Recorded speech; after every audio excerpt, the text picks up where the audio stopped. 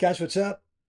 Literally, what's going on out there today? Yeah, Brent Abel here, webtennis.com. What I've got for you today is a short video, and it's going to help you bust through I think, some sloppy habits. I used to do all five of these and really held me back. And I want to make sure that if you're making one or more of these mistakes, that first of all, and make you aware of what they are because they are kind of unseen. They are sort of unaware, or we're sort of unaware that we're making these mistakes. And look, bottom line is, I know just like I was, and I know you are now.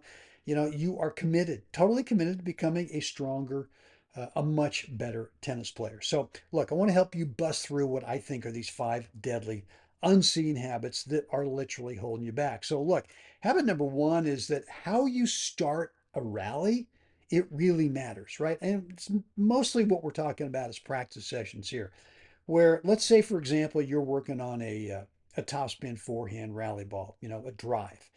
And so you're working on technique, and whether it's the turn, whether it's the racket prep, whether it's the swing shape, before you make contact, whether it's the finish, whatever it is, those are all great things to be able to work on and practice. But here's what we do. We start the rally in a practice session. We pull a ball out of the pocket. We just drop it anywhere and we just slop it over, facing the net, just slop the thing over to start the rally. And we do this over and over and over again. And basically, we're sending a message to our brain. This is how we hit a forehand, right? We don't want to do that. So, whatever you're working on with a topspin forehand, for example, man, when you start the rally, pull the ball out of your pocket, get turned, put the ball exactly where you want the eventual point of contact to be, and hit a dead, stinking, perfect forehand each and every time. So you give the message to your brain, hey, this is what we're working on. This is how I want the finished product to look like. I mean, so make sure that you're doing that. Make sure you're just not facing forward, slopping it over to start the rally. Look, if you're working on your backhand, why not start the rally with a backhand? Whatever technique you're working on, whether it's a drive, whether a topper, whether it's an underspin drive, turn, put the ball where you want it, and then step in and just play a perfect backhand technique the way you want it. So look, we don't always have to start with a sloppy forehand. We can actually hit a great forehand. We can actually turn and hit a great backhand, and just start giving our brain the right message over and over. Here's another thing that Mr. Stowe pointed out to me once, which at the time I didn't realize I was doing it, but it made total sense. We'd be working on the volley, right? He'd be over in the side of the court. I'd have a practice partner over there, and I'd pull the ball out of my pocket and kind of hit a topper forehand from inside the service line. I'm working on my volley. So he's going, wait a minute, that's not how you hit a volley. Why would you be up here at net reinforcing to your brain that what we're doing here is topping it? We're not topping volleys. We're actually bringing in a slight little underspin. So when you start the rally up at net, make sure that you're doing that. Pull the ball out of the pocket, kind of put it over to your side where you want to play that forehand volley or the backhand volley, and play a perfect technique volley, right? So let's not be sloppy with this one here. All right. Number two, we too often get into, let's say, cross court forehands, for example. And look, there's a voice. Sure was for me. They kept popping off, going, maybe we can hit the ball a little bit bigger. Maybe we can hit the ball a little bit deeper. Maybe we can hit the ball a little bit closer to that cross court sideline over there. Because when we get in matches, it would sure be cool if we could eventually learn to hit unreturnable topspin forehands. And so we take our practice sessions to this skill level that we've never been at before, right? Once in a while we might hit a great one, but in reality, when we get into the matches, if that's what we've been doing in practice, trying to hit this great forehand that probably won't get returned in a match, now all of a sudden we start trying to do that in the real deal match, and we just start missing, right? We're just making too many unforced errors. We're playing too close to the top of the net. We're playing too deep. We're playing too wide, and instead we've got to tone it back. We got to scale it back, and we got to make sure that we're hitting, yes, a high quality ball, forehand or backhand, whatever we're working on, but it's got to be super consistent. It's got to be a certain height above the top of the net. And don't think you got to play, if you got a cone out there. I used to make this mistake. I'd take a cone or something over there, and I put it so close to the baseline, so close to the sideline, it was unrealistic in terms of how that translated over to the match. So if you're hitting consistently high quality balls to the middle of the quadrant over there, man, in a match, you're going to be deadly. You're going to be forcing that guy to have to come up with the goods over and over and over again. So let's not drill in a way that we're trying to perfect hitting winners in matches. All right. Number three, habit number three that we got to make sure that we're not being sloppy with. And this dovetails into what I just talked about, right? We got to make sure that in matches we're not getting too close to the sidelines. Could be cross court, but mostly it's up the line. I got this from Dave Severson years ago in that we've played a great shot in a match cross court. Here it comes back to us cross court, and now we feel like we got this opening up the line, and what do? Man, we just decide I don't want that guy to touch the ball over there. I want to make sure that I'm gonna hit a winner. So what do? We play too close to the sideline. Way too often it drifts wide, or we're trying to play it too big and it goes deep. He just said, look, Brent, take the sideline out of it. So when you are drilling, make sure that you are, if you're playing shots up the line, especially, that you're not thinking, hey, I want to perfect being able to play it an inch inside the sideline. We're talking 2 or 3 feet. That's your target inside the sideline during practice sessions so that you have drilled that into your noggin. That's our target when we get into the match. All right. Number four, uh, way too often in matches, we miss a shot in the net. And what do? The first thing we think about is technique. Well, what did I do wrong technique wise there? And in matches, it's the worst time to be working on stroke technique, right? It's just the worst time between points to be thinking of stroke technique analysis. When we get into the match and we miss a ball in the net, the only reminder that you want to tell yourself is the word higher, right? Whatever technique you've got at that point, depending on how much practice you've been putting in, that's what you've got. So that's what we're going to go with. And look, when you miss the shot, just remind yourself, next time we're going higher. Now, higher could be simply whatever that spot is above the top of the net that you're comfortable with, then go with that. But the reminder is one word, and it is higher. It is not going into stroke technique analysis. Negative body language. Why we just bring it way too often in matches. Well, let's take it back. We bring it way too often in practice sessions, right? And in practice sessions, I don't think your practice partner cares too much about it, but your opponent sure does in a match.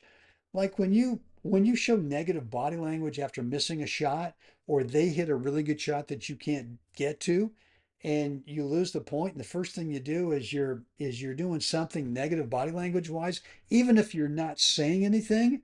Look, it gives that guy over there a boost of confidence. It's a little bit icing on top of the cake. Why would we do that? I used to be the worst. Man, I used to have the worst body language after points. These guys, I was boosting their confidence off the chart.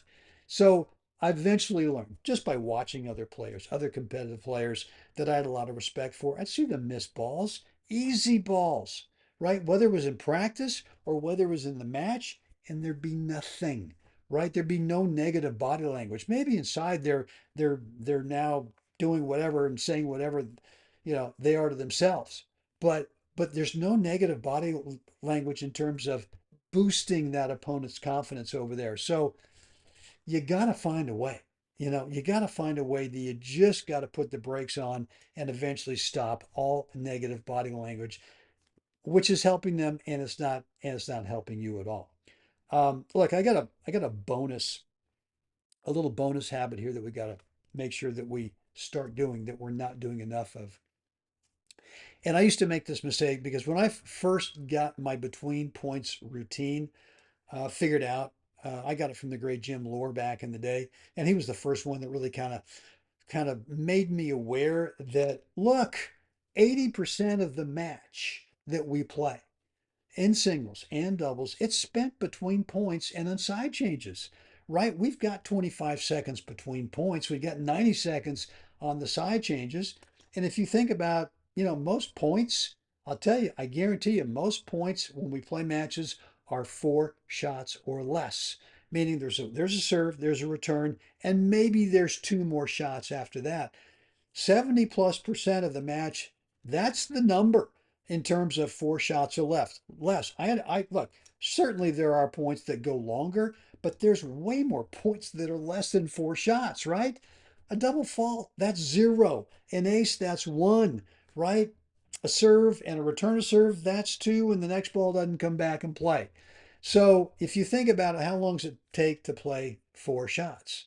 I don't know, 8 seconds, a serve. Serve doesn't take more than 2 seconds to get over there. The return doesn't take more than.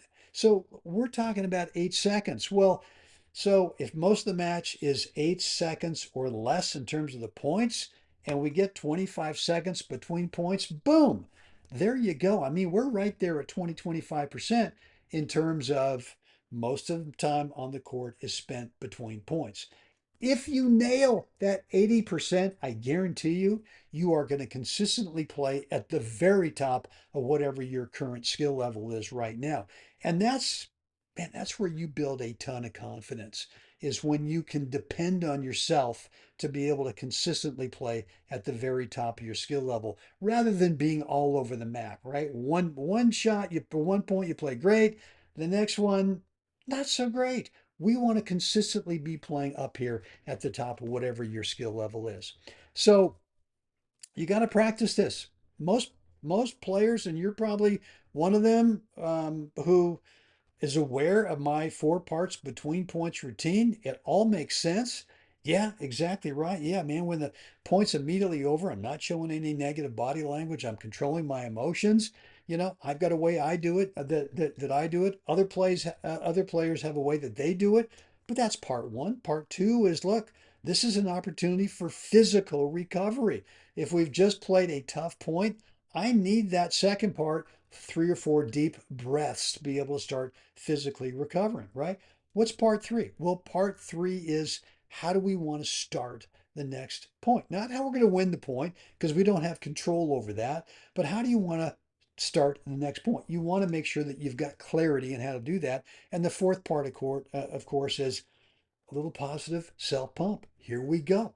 And the reality is, everyone understands that. Everyone understands the value of each one of those 4 parts. However, they do not practice it. I didn't practice it for a long time. I thought, well, maybe in a close match, in a big, what I thought would be an important part of the match, yeah, well, I'll pull out that 4 parts between points thing, start thinking about it. Just didn't feel real, didn't feel authentic to me. And so you got to practice this thing. And once I started disciplining myself to not only practice it in practice sessions, but in every match I played, even if I was playing someone who I know that, look, all due respect, I know I'm going to beat this guy 10 out of 10 times. I don't want to get sloppy. I don't want to get sloppy with that habit. I'm going to continue in that match, in that specific match, to make sure that I'm disciplined in my 4 parts between points routine. And when you do that, like I just said, you consistently start to play point after point at the very top of your skill level. So if it's that important that we practice it, what I've got for you is in your practice session and in your matches. I've got a laminated, indestructible 5x7 card. It's a reminder card. You pull it, it goes in your tennis bag. You can't, it's not going to tear or rip like a piece of paper. Pull it out, you put it on the bench. You start with those reminders. One side of it's got your 4 parts between points routine reminders, and and every time you on side changes, you take a break and practice, boom, you've got it. You're constantly being reminded of what the 4 parts between points thing is that you want to practice. And definitely in a match, whether it's singles or doubles, put it on the bench. right? So every time when you change sides, you are reminded of what the four parts between points system routine is.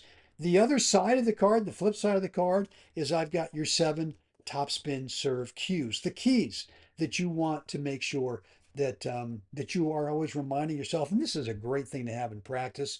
It's on the bench.